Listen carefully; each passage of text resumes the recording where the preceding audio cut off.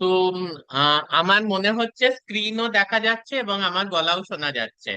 কেউ একজন কনফার্ম করো। হ্যাঁ হ্যাঁ স্যার, হ্যাঁ, দেখা শোনা যাচ্ছে। যাচ্ছে আচ্ছা, দেখো ফাইলোজেনেটিক ট্রি, যদি কথাটা আমি এমনি একটু বোঝার চেষ্টা করি, কথাটা কিন্তু অনেক পার্সপেক্টিভে হয়। হ্যাঁ, মানে বিভিন্ন দৃষ্টিকোণ থেকে আমরা কিন্তু ফাইলোজেনেটিক ট্রি জিনিসটাকে পড়তে পারি। কিন্তু আমরা এক্ষেত্রে পড়বো বায়ো ইনফরমেটিক্স এর দৃষ্টিভঙ্গির থেকে, যে ফাইলোজেনেটিক ট্রি ব্যাপারটা কি। ফর এক্সাম্পল, আমি যদি বলি ক্লাসিফিকেশন, যেটা লিনিয়াস, তোমরা সবাই লিনিয়াসের নাম শুনেছো, ক্লাসিফিকেশন জানো, ঠিক আছে। ক্লাস 12-এ পড়েছো 5 কিংডম ক্লাসিফিকেশন।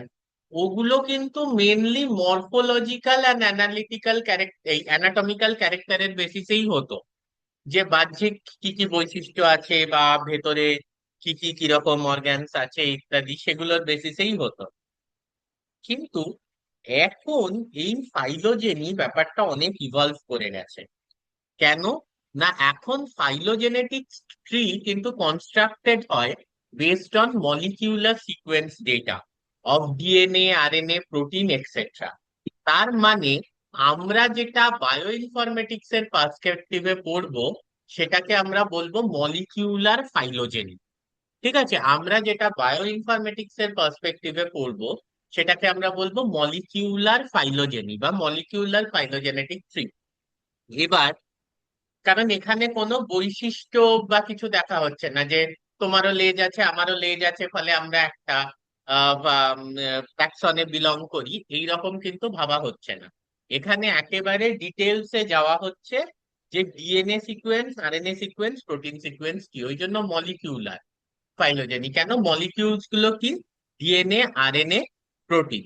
এবং এই ফাইলোজেনেটিক ট্রির সাহায্যে কিন্তু আমরা genomics, evolutionary biology, microbiology, comparative genomics, epidemiology, বিভিন্ন জায়গায় কিন্তু ফিল্ডে এর অ্যাপ্লিকেশন আছে। তাছাড়া যেটা দেখা যাচ্ছে, যে এখন এত হাই থ্রুপুট সিকোয়েন্সিং টেকনোলজিস চলে এসছে।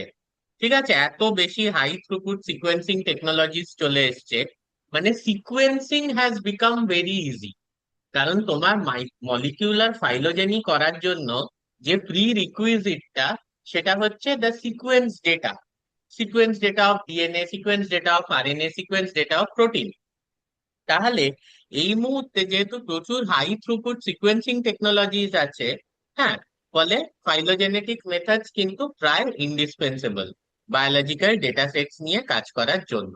এবার এখানে আমি একটা জিনিস বলি, ঠিক আছে, আমরা একটা ট্রি এর কিছু আহ ব্যাপারটা দেখতে চাই। একটা ফাইলোজেনেটিক ট্রি তোমরা দেখতে পাচ্ছ এখানে, দেখা যাচ্ছে হ্যাঁ স্যার। Phylogenetic tree? ওকে। হ্যাঁ স্যার, দেখা যাচ্ছে। হ্যাঁ, this is a typical phylogenetic tree. দেখো, এর একটা রুট আছে। হ্যাঁ, এই রুটটা হচ্ছে মোস্ট রিসেন্ট কমন অ্যানসিস্টার। ঠিক আছে, মানে এটা হচ্ছে একটা কমন অ্যানসিস্টার। ধরো ইনি হচ্ছেন তোমাদের ঠাকুরদা, ঠিক আছে। তারপর সেখান থেকে বাবা, কাকা ইত্যাদি, আরো পিসি টিসি, তারপর বাবার ছেলে, কাকার ছেলে, পিসির ছেলে, জেঠুর ছেলে, এইভাবে জিনিসটা চলেছে। So this is the root. এগুলো হচ্ছে ব্রাঞ্চেস, ঠিক আছে। আর এই জায়গাগুলোকে বলে গিয়ে হচ্ছে নোডস, ঠিক আছে। এবার নোডস গুলো ইন্টারনালও হতে পারে, আবার এক্সটার্নালও হতে পারে। এক্সটার্নাল নোডস গুলো হচ্ছে নাথিং বাট দা লিভস, যেগুলোকে বলা হচ্ছে ট্যাক্সন, ঠিক আছে। ফর এক্সাম্পল, এগুলো হচ্ছে গিয়ে বিভিন্ন ব্যাকটেরিয়ার জেনেরা, সে ব্যাসিলাস, তারপর এইটা হচ্ছে গিয়ে সে স্ট্রেপ্টোকক্কাস, এটা স্ট্যাফাইলোকক্কাস, এইরকম বিভিন্ন ব্যাকটেরিয়াল জেনারা। তো ট্যাক্সন মানে হচ্ছে একটা গ্রুপ। তাহলে আরেকটা জিনিস বলি, এমন কোন গ্রুপ অফ ট্যাক্সনস যাদের একটা কমন অ্যানসিস্টার আছে, সেটাকে বলা হয় গিয়ে হচ্ছে ক্লড। ঠিক আছে, এই জিনিসগুলো কিন্তু কিছু বেসিক ইনফরমেশন যেটা রাখতে হবে। আমরা আবার যদি এইখানে চলে যাই ফাইলোজেনেটিক ট্রি এর, যেখানে আমরা স্টার্ট করছিলাম, যে কিছু terminologies, basic components of a phylogenetic tree. Basic components of a phylogenetic tree. একটা রুট যেটা কি বলছে, represents the most recent common ancestors, মানে MRCA, most recent common ancestor of all taxa in the team. Taxa মানে হচ্ছে একটা group. এই ট্যাক্সার কনসেপ্টটা কিন্তু তোমরা ক্লাস 12-এও পড়েছো। ওকে। তারপর হচ্ছে ব্রাঞ্চেস। এই ব্রাঞ্চেস গুলো ইভলিউশনারি যে লিনিয়েজ, মানে কিভাবে ইভলিউশন হয়েছে সেগুলো সেই দিকে ইন্ডিকেট করে এবং বিভিন্ন নোডকে কালেক্ট করে, এই কানেক্ট করে, সরি। নোডস কিরকম হতে পারে? নোডস হচ্ছে যে ডাইভারজেন্স ইভেন্টস গুলোকে দেখায়। ইন্টারনাল নোডস মানে একটা হাইপোথেটিক্যাল কমন অ্যানসেস্টার্স। এক্সটার্নাল বা টার্মিনাল নোডস যেমন হচ্ছে গিয়ে লিভস। ঠিক আছে। এই লিভস গুলো হচ্ছে গিয়ে বিভিন্ন ট্যাক্সন, যেটা আমি বললাম যে বিভিন্ন অর্গানিজম, ব্যাসিলাস, স্টেফাইলোকক্কাস, ঠিক আছে, স্ট্রেপ্টোকক্কাস, বা এগুলো যদি আমরা কোনো প্রোটিনের ফাইলোজেনিক করি বা কোনো জিনের করি, সেক্ষেত্রে জিন বা প্রোটিন সিকুয়েন্সও হতে পারে।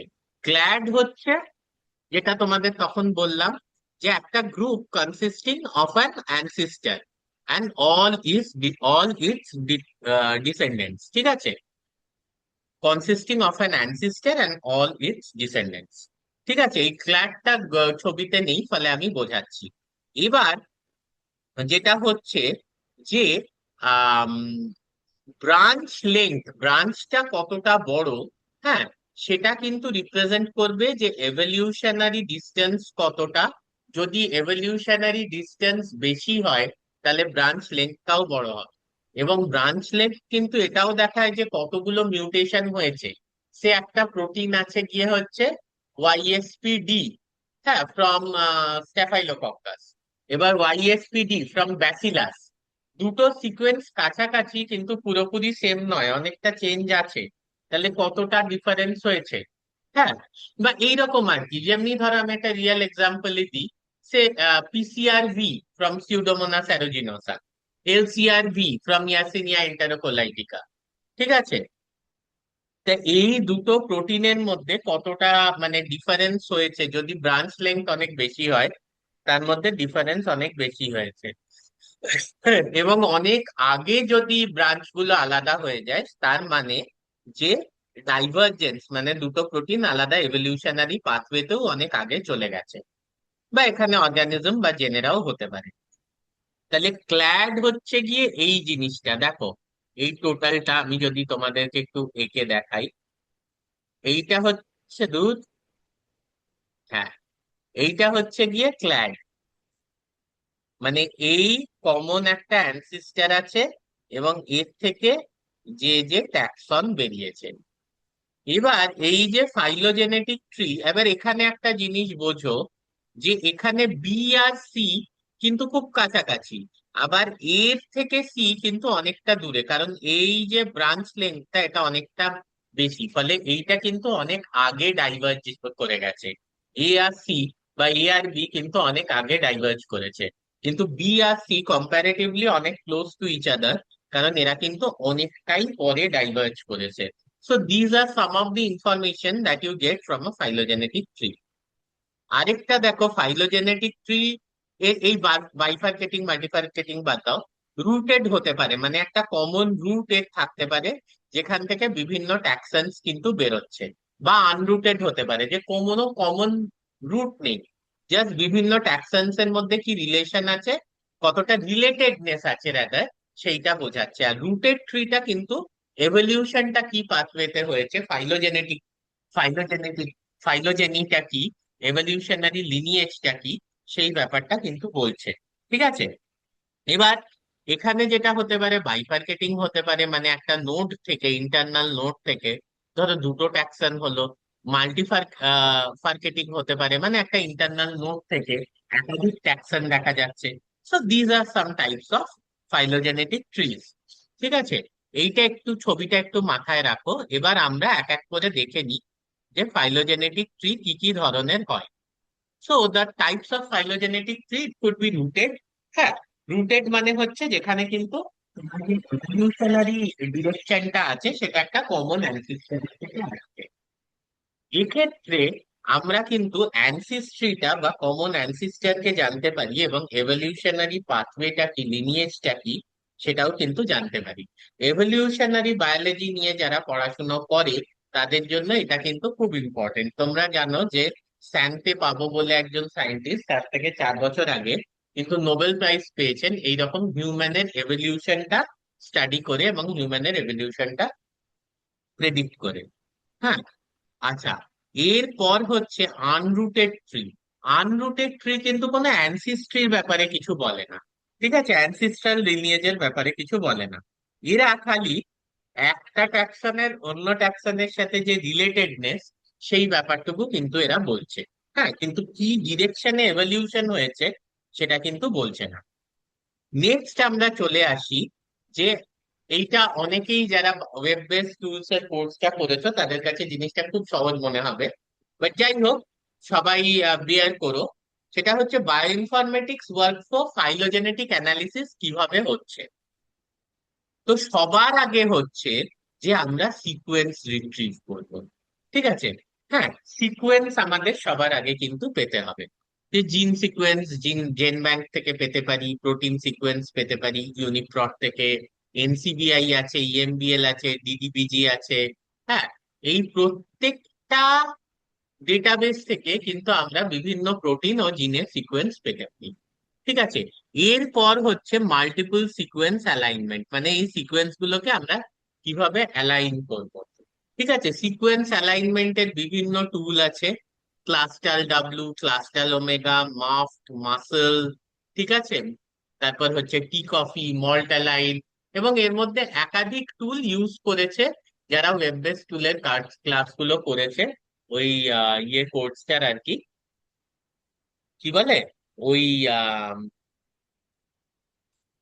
ইয়ে কোর্সটার, হ্যাঁ, অ্যাড অন কোর্সের যারা ক্লাসগুলো করেছে তারা কিন্তু এর মধ্যে একাধিক যে টুল আছে সেই টুলের ব্যাপারে কিন্তু তারা অবহিত, কারণ এইগুলো তারা নিজেরাই ইউজ করেছে মাল্টিপল সিকোয়েন্স অ্যালাইনমেন্ট করার সময়।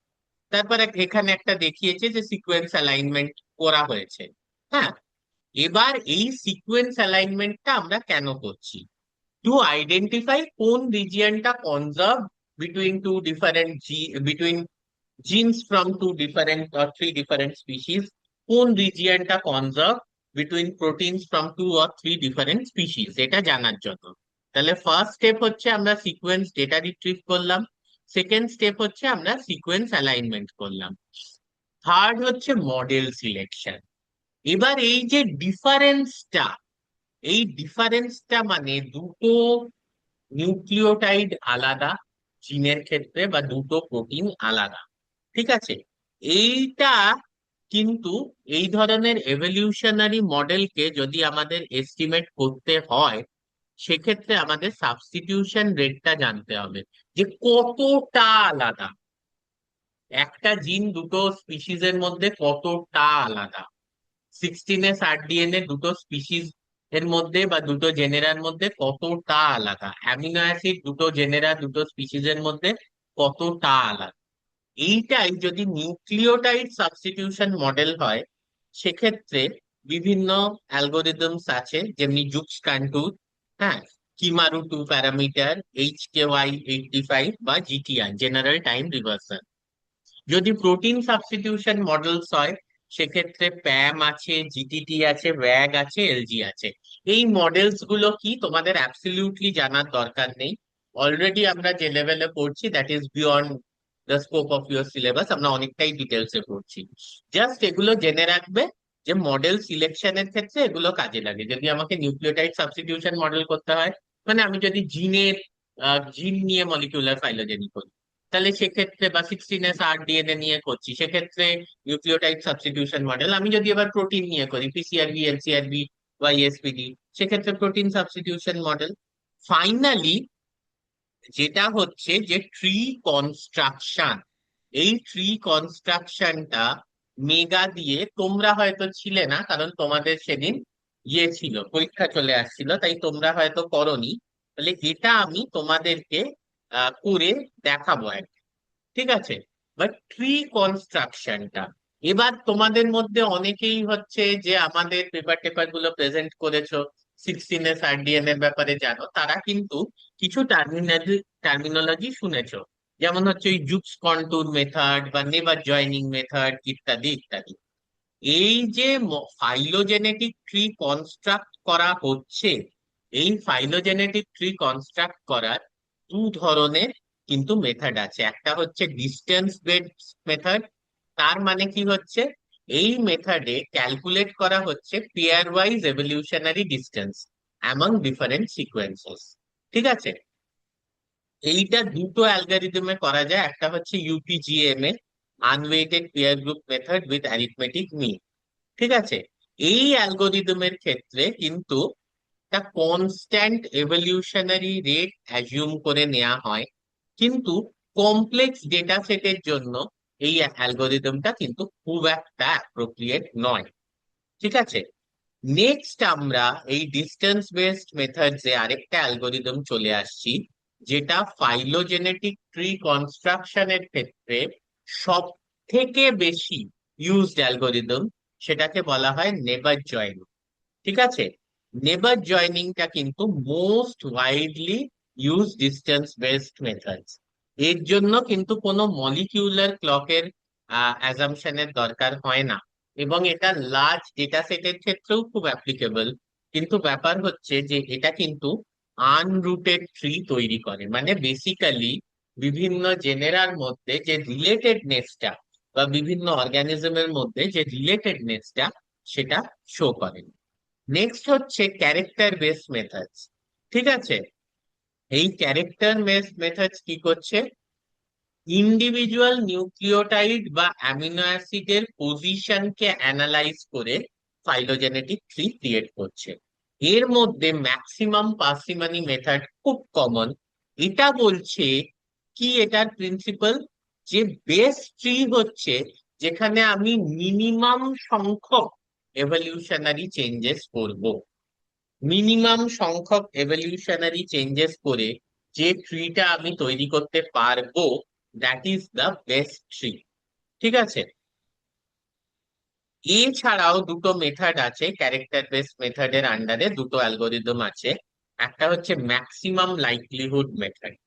ম্যাক্সিমাম লাইকলিহুড মেথড মানে কি, এরা এখানে কি করছে, সেই ট্রিটাকেই বেস্ট বলছে বা সেই ট্রিটাই তৈরি করছে যেখানে হাইয়েস্ট প্রবাবিলিটি, হ্যাঁ, of producing the observed sequence data under a specified evolutionary model। একটা নির্দিষ্ট evolutionary মডেলের ক্ষেত্রে যে সিকোয়েন্স ডেটাটা পাওয়ার সব থেকে বেশি প্রবাবিলিটি আছে, এটা সেই ধরনের সিকোয়েন্স ডেটা গিয়ে করে কিন্তু ট্রিটা কনস্ট্রাক্ট করছে। That is called maximum likelihood method. হ্যাঁ, মানে আবারও বলছি যে এইটা কিন্তু পুরোপুরি ম্যাক্সিমাম যেটা হওয়ার সম্ভাবনা ট্রি এর ক্ষেত্রে। ঠিক আছে, সেই হাইয়েস্ট প্রবাবিলিটিটা দেখছে। হ্যাঁ, সেই highest probability of what, of the observe sequence data, যখন আমরা এভলিউশনারি মডেলটাকে স্পেসিফাই করে দিচ্ছি। ঠিক আছে, এইটা কিন্তু একটু তৈরি করাটা কঠিন, মানে কম্পিউটেশনালি ডিমান্ডিং। তুমি সিম্পল একটা স্ক্রিপ্ট লিখে বা একটা প্রোগ্রাম লিখে এটা করতে পারাটা কিন্তু কঠিন, যার জন্য এর জন্য বিভিন্ন সফটওয়্যার আছে। ঠিক আছে, পপুলার সফটওয়্যারের কিছু নাম আছে, দেখে নাও। RxML, IQ3, PHYML। মানে এখানে কিন্তু কম্পিউটেশনটা প্রচুর লাগছে। So is the case with Bayesian inference. Hmm, এখানেও ওই প্রবাবিলিটি থিওরি ইউজ করা হচ্ছে, আর Markov chain Monte Carlo algorithm use করা হচ্ছে। দেখো, হিডেন মার্কভ মডেল কি, Markov chain Monte Carlo algorithm কি, এই জিনিসগুলো বোঝার কিন্তু কোনো প্রয়োজন নেই। কারণ তুমি একটা বিএসসি লেভেলে পড়ছো, এইগুলো আজকাল যারা এমএসসি, ওর জানার কোনো দরকার নেই। তুমি জিনিসটা, সফটওয়্যারটা ইউজ করতে পারলেই হয়। হ্যাঁ, বাট এটাও, এই যে বায়েসিয়ান ইনফারেন্স, এতে কিন্তু সব থেকে অ্যাকিউরেট ট্রি পাওয়া যায়, কিন্তু এটারও হচ্ছে যে কম্পিউটেশনাল প্রচন্ড লাগছে। ওই যে তুমি বাড়িতে বসে স্ক্রিপ্ট রান করে কিন্তু করতে পারবে না। তাহলে এর জন্যও কিন্তু তোমাকে পেড সফটওয়্যার কিনতে হবে, যা 2-2.5 লক্ষ টাকা দাম, মিস্টার বায়াস বা বিস্ট এটসেট্রা। ঠিক আছে, এইবার ট্রিটা কনস্ট্রাক্ট করার পরে খুব ইম্পর্টেন্ট হচ্ছে বুটস্ট্র্যাপ অ্যানালিসিস। বুটস্ট্র্যাপ অ্যানালিসিস মানে হচ্ছে, তোমরা যদি আমাদের পেপার গুলোকে ভালোভাবে দেখে থাকো, সেক্ষেত্রে প্রত্যেকটা ব্রাঞ্চের ওপর একটা ভ্যালু দেয়া আছে। হ্যাঁ, 78, 82, 95, এই ভ্যালু গুলো কি? এই ভ্যালু গুলো হচ্ছে বুটস্ট্র্যাপ ভ্যালু। বুটস্ট্র্যাপ অ্যানালিসিস কি? এই ক্ষেত্রে মাল্টিপল রিস্যাম্পল ডেটা সেটস ইউজ করা হয়, এবং এই যে বিভিন্ন ডেটা সেটস আমরা পাচ্ছি, হ্যাঁ মানে সিকোয়েন্স ডেটা সেটস, সেখান থেকে আমরা ট্রি কনস্ট্রাক্ট করছি। প্রত্যেকটা ডেটা সেট থেকে আমরা ট্রি কনস্ট্রাক্ট করছি। এবারে বিভিন্ন ডেটা সেট থেকে যখন আমি ট্রি কনস্ট্রাক্ট করছি, তখন একটি নির্দিষ্ট ব্রাঞ্চ যে থাকবেই, তার ফ্রিকোয়েন্সিটা কি, সেটা হচ্ছে গিয়ে সব থেকে ইম্পর্টেন্ট। মানে আমি আলাদা আলাদা ডেটা সেট থেকে ট্রিটা তৈরি করলাম, কিন্তু প্রত্যেকটা ট্রিতে একটা নির্দিষ্ট ব্রাঞ্চ সেটা থাকছেই, সেটার সম্ভাবনাটা কি? যদি 100 হয়, তার মানে 100% ওই ব্রাঞ্চটা কিন্তু আছেই আছে এই এভলিউশনারি ট্রিতে। বাট ইউজুয়ালি যদি 95ও হয়, ইটস ভেরি ভেরি স্ট্রং। তাহলে বুটস্ট্র্যাপ ভ্যালু যদি 95% হয় বা 0.95 হয়, তার মানে হচ্ছে যে ওই নির্দিষ্ট ব্রাঞ্চটা কিন্তু 95% অফ দ্য জেনারেটেড ট্রিতে আছে। আমি 100টা ডেটা সেট নিয়ে ট্রি জেনারেট করেছি, তার 100টা আলাদা ট্রি জেনারেট করেছি। আমি 100টা ডেটা সেট নিয়ে 100টা আলাদা ট্রি জেনারেট করেছি, তার মধ্যে 95টা ট্রিতে কিন্তু ওই নির্দিষ্ট ব্রাঞ্চটা আছে। সেটাকেই বলে বুটস্ট্র্যাপ ভ্যালু। তো it is nothing but a statistical analysis tool, যে তুমি যে ফাইলোজেনেটিক ট্রিটা কনস্ট্রাক্ট করলে, সেই ফাইলোজেনেটিক ট্রিটা কতটা কারেক্ট, ঠিক আছে, বা সেটার কনফিডেন্স লেভেল কতটা। এবার ব্যাপারটা হচ্ছে, যদি 95% এর বেশি হয়, তার মানে the confidence level is very high.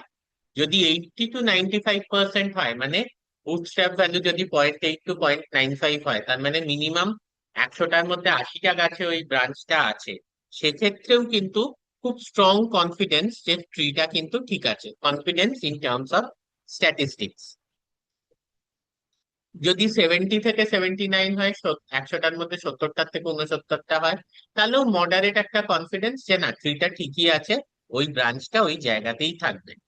যদি 70-র নিচে হয়, মানে 100টার মধ্যে 70টার নিচে ফাইলোজেনেটিক ট্রিতে ওই ব্রাঞ্চটা আছে, সেক্ষেত্রে কিন্তু উইক কনফিডেন্স, মানে হচ্ছে যে অ্যাকচুয়াল ফাইলোজেনেটিক ট্রি যেটা কারেক্ট, যেটা তাতে ওই ব্রাঞ্চটা না থাকারও সম্ভাবনা আছে।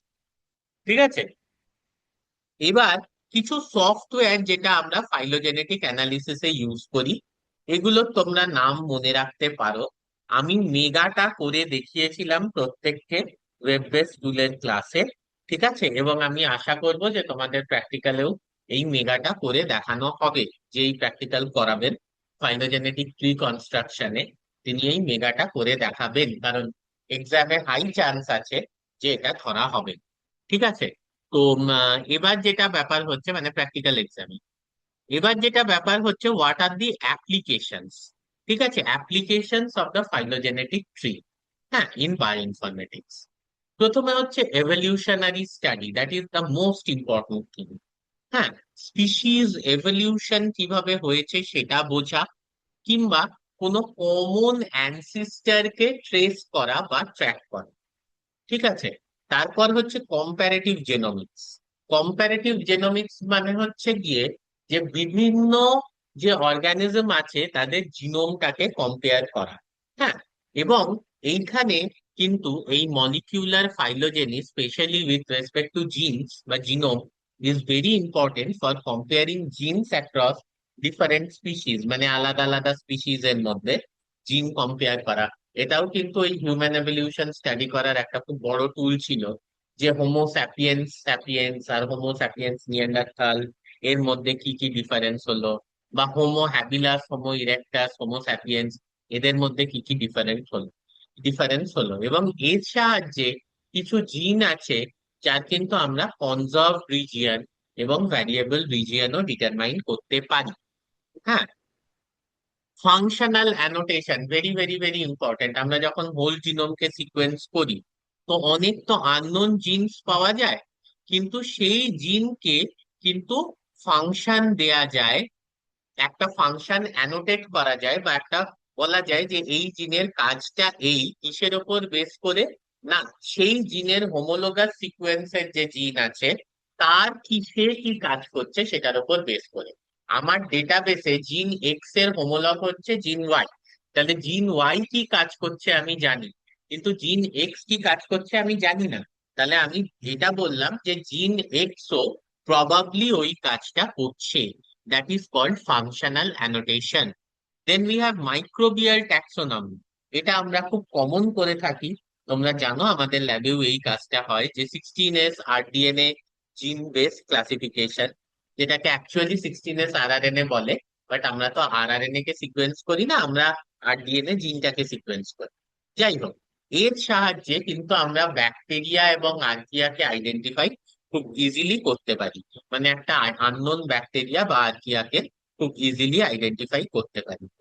তারপর হচ্ছে গিয়ে তোমার ডিজিজ ট্র্যাকিং, মানে একটা প্যাথোজেন কিভাবে ইভলভ করছে।